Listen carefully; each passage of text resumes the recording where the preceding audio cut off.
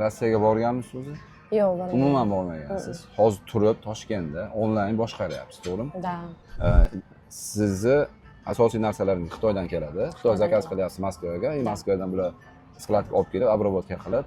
Endi ko'pchilikga qiziqda, bu qiyin ekanmi o'zi? Birinchi tushunib olishda qanaqa bo'ldi sizda? O'zi qiyin deb o'yladim, namnoga oson ekan. Shu yerda Bunchalik qiyin emas ekan. Xotirjam, necha soat vaqt ajratasiz hozir?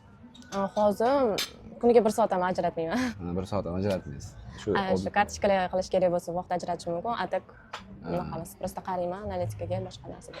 Bunaqa qiyin joyi yo'q. Qiyin joyi yo'q, a? Boshda chiqayotganlarda ham aytganman, ob'yom yaxshi qoling, jichagina shoshiltirib ham qo'ydi, даже. Ana avtostopga tushib ham qoldi. Shunaqa.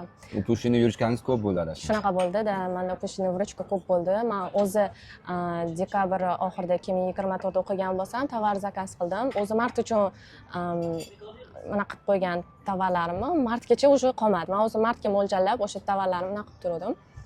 Xursand bo'lishni ham bilmadim, xafa bo'lishni ham bilmadim, chunki tovar qolmadi. 8-martga rasprodatsiya qildi hammasi. Zo'r. O'rtoqlar, ko'rdinglar, Toshkentda turib ham, Rossiyaga bormasdan turib ham bu ish to'g'ri tushunib olish, mohiyatini tushunib olsangiz, Wildberries'da Azonda xotirjam yaxshi daromadga chiqsangiz bo'ladi. Bizni kuzatishda davom etinglar, obuna bo'lib qo'yishni unutmanglar.